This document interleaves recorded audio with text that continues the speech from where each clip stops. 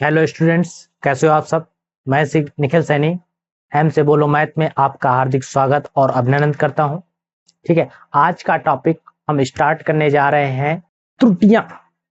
पीछे हम त्रुटियां पढ़ चुके, त्रुटि क्या होती है। अब हम पढ़ने जा रहे हैं त्रुटि के प्रकार। अब हम क्या पढ़ने जा रहे हैं? त्रुटि के प्रकार। देखिए, त्रुटि तो होती है, देखिए पीछे हमने पढ़ चुके थे कि त्रुटि तो होती है, लेकिन त्रुटि कितने प्रकार की होती है उसकी जानकारी आज हम इस वीडियो पे करने जा रहे हैं। देखते हैं, आइए देखते हैं त्रुटियों के बारे में। देखिए, त्रुटियां होती क्या है? त्रुटियां होती हैं 1 2 3 4 5 6, टोटल 6 प्रकार की हमने यहाँ त्रुटियां लिखी कि 6 प्रकार की त्रुटियां होती हैं। देखिए, पहली होती है क्रमबद्ध त्रुटि। क्रमबद्ध इसको पढ़ेंगे। ये होती यादृच्छिक त्रुटि, ये हमारी है यादृच्छिक त्रुटि। तीसरी है सकल त्रुटि, चौथी है निरपेक्ष त्रुटि, पांचवी है आपेक्षिक त्रुटि और छठवीं है औसत त्रुटि। इतना समझ में आया? ठीक है, अभी हम सारी त्रुटियों का विश्लेषण करेंगे अच्छे प्रकार से। ठीक है, कैसे कौन सी त्रुटि होती है। अब देखिए, क्रमबद्ध त्रुटि। क्रमबद्ध त्रुटि का मतलब होता है कि कोई भी यंत्र में क्रमबद्ध तरीके से कोई त्रुटि होती है। जैसे सपोज दैट, मान लिया गया कि हमने, चलो इसको ले लेते हैं, यहां पे हमने ले लिया गया ये जानते हो क्या है? ये है टेस्टर, ये है टेस्टर। अब इसमें क्या होता है? क्रमबद्ध तरीके से इस यंत्र में अपूर्णता कुछ कर दी जाए, मान लो यहां से स्प्रिंग हटा दिया जाए, तो क्रमबद्ध तरीके से ये यंत्र तो पूरा नहीं हुआ ना, अधूरा रह जाएगा ना, कुछ तो त्रुटि हो गई ना इसमें, तो वो होती है क्रमबद्ध त्रुटि। कोई भी सीरियल से, कोई भी सिस्टम से, देखो पहले इसमें ये लगाया हो गया होगा, फिर ये लगाया गया होगा, फिर इसके बाद कोई भी सीरियल से एक सिस्टम से चलता है, तो उसमें होती है क्रमबद्ध त्रुटि। ठीक है, क्रमबद्ध त्रुटि के 4 प्रकार होते हैं: यंत्रगत त्रुटि, बाह्य त्रुटि, अपूर्णता त्रुटि और व्यक्तिगत त्रुटि। देखो, इसी के अंतर्गत कितनी प्रकार की त्रुटि होती है। क्रमबद्ध का मतलब सीरियल वाइज क्या क्या त्रुटि हो जाती है। एक तो पहला कह रहा है यंत्रगत त्रुटि। यंत्रगत त्रुटि का मतलब यंत्र में त्रुटि, क्या गलती हुई यंत्र में। मान लिया टेस्टर है, इसको हमने बोर्ड में लगाया, चेक करते हैं करंट है कि नहीं है, और इसको हमने लगा के ऐसे टच करते हैं पीछे, तभी बल्ब जलता है। इसके अंदर वाला बल्ब कहाँ का जलेगा? इसके अंदर वाला। इसमें लगा के चेक करेंगे कि नहीं बल्ब जल रहा है कि नहीं। देखो, ध्यान से देखो, इसमें एक स्प्रिंग लगी है, अगर ये स्प्रिंग नहीं लगाई जाएगी तो हमारी यंत्र में त्रुटि हो जाएगी। अगर स्प्रिंग नहीं लगाई जाएगी तो हम हाथ टच करेंगे, तो जब टच नहीं होगा तो ये बल्ब जलेगा नहीं, बताएगा नहीं करंट। तो स्प्रिंग यहाँ से क्यों जुड़ी है? क्योंकि हम इसको टच करते इसीलिए जुड़ी है, नहीं तो इसको क्यों जोड़ा जाए? यहाँ से ऐसे भी तो बना सकते हैं। ठीक है, इसीलिए जुड़ी है, यंत्रगत त्रुटि होती है। और भी चीजें तुमको दिखा देते हैं, जैसे ये है, ये हमने थर्मामीटर पहले भी दिखाया था। अब देखो, ये यहाँ से है, यहाँ से इसका कनेक्शन अगर यहाँ से ना हो, देखो इसमें बटन दाबे रीडिंग आ गई, इसमें बटन दाबे रीडिंग आ गई, बटन ना हो यहाँ से रीडिंग कैसे हो जाएगा? पीछे सेल भी पड़ता है, ये सेल वाला है, चार्जिंग वाला नहीं। बटन दाब दो, रीडिंग बंद। तो इसमें कोई बटन या कुछ ना लगाए तो रीडिंग होगा ही नहीं। ऐसे बताओ, ऐसे मुंह में रख लो, भला बता दे कि नहीं कितने पॉइंट है, क्योंकि यहाँ बटन को जब ऑन करोगे तो ये होती है त्रुटि। इसमें कोई त्रुटि नहीं है, लेकिन इसमें कोई त्रुटि नहीं है, ये सही। चलो इसको रख देते हैं। ठीक है, चलो ठीक है। अगला देखते हैं बाह्य त्रुटि। बाह्य त्रुटि का मतलब बाहर से कोई भी त्रुटि हो, जैसे कोई भी यंत्र हो, जैसे इसमें है, चलो इसी को बता देते हैं दोबारा इसको। ठीक है, अभी रखे नहीं, इसमें जैसे ये है, अब इसमें बाहर से कोई भी त्रुटि की जा सकती है। मान लो ये कैप ही नहीं लगाया, ठीक है, और यही चीज नहीं लगा, कैप नहीं लगाया, तो बहुत दिक्कत हो जाएगी ना, इसमें पूरी त्रुटि हो जाएगी कि नहीं। चलो ये भी त्रुटि है, तो क्रमबद्ध तरीके की त्रुटि में ये आता है।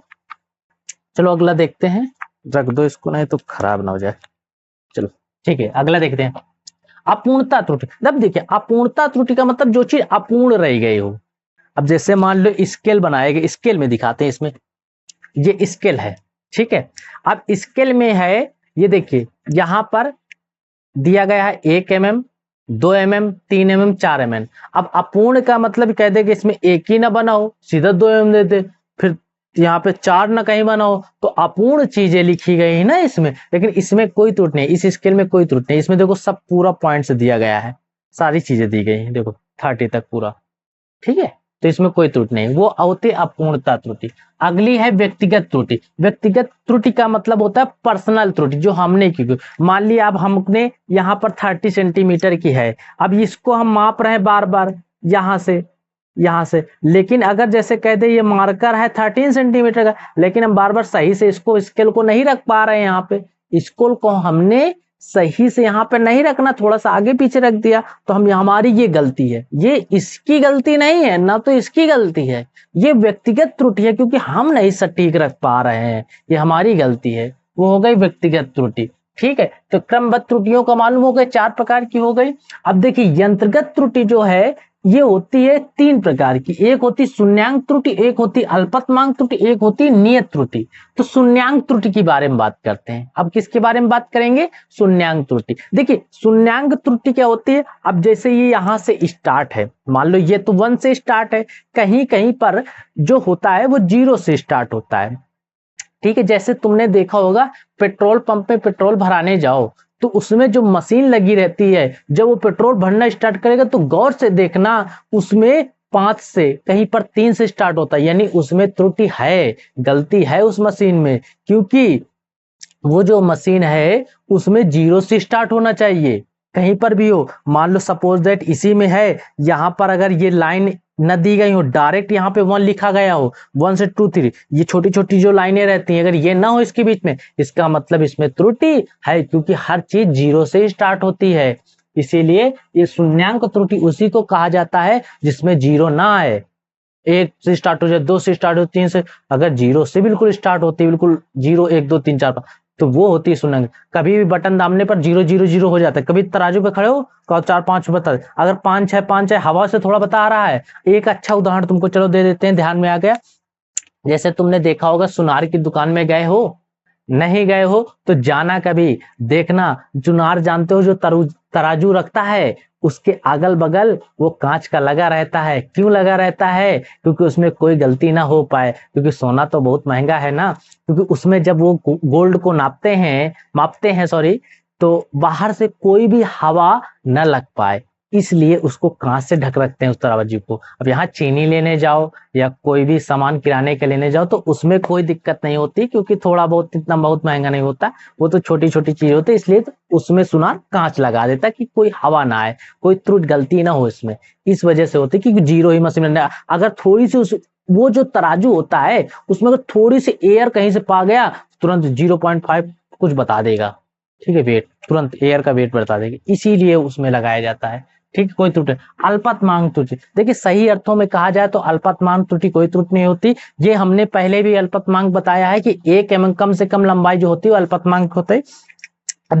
अगर यहाँ से 0 से लेकर 1 तक दे दिया गया और कोई भी इसके बीच में निशान नहीं है, तो हमें फिक्स है कि नहीं अल्पतमांक इसका इतना ही लेना है, 1 तक, इसके नीचे नहीं माप सकते हैं। उसके नीचे भी कोई तो है तो मान लीजिए कि यहाँ पर अल्पतमांक त्रुटि है। नियत त्रुटि का मतलब ये होता है कि जैसे कोई भी त्रुटि, मान लो कोई भी लंबाई हम नाप रहे हैं और बार बार नापने पर, कई बार नापने पर बिल्कुल 10 ही सेंटीमीटर, मान लो कोई भी लंबाई है, मान लिया 12 सेंटीमीटर की लंबाई है और उसको बार बार नापे जा रहे हैं, लेकिन आ रहा 10 ही सेंटीमीटर है, लेकिन फिक्स 12 सेंटीमीटर, बार बार नापने पर वही आए, तो यानी वो तुम्हारी नियत त्रुटि है, यानी फिक्स त्रुटि कह रहे हो कि नहीं, गलती से कर रहे हो बार बार।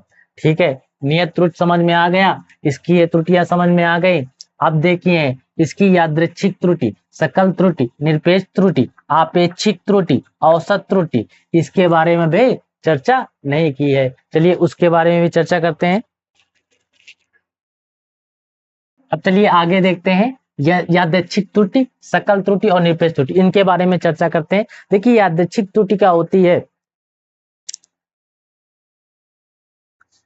हाँ रख दो इसको, स्केल भी रख दो, स्केल भी रख दो, हाँ ठीक, रख दो इसको, हाँ वहीं पर रख दो, ठीक।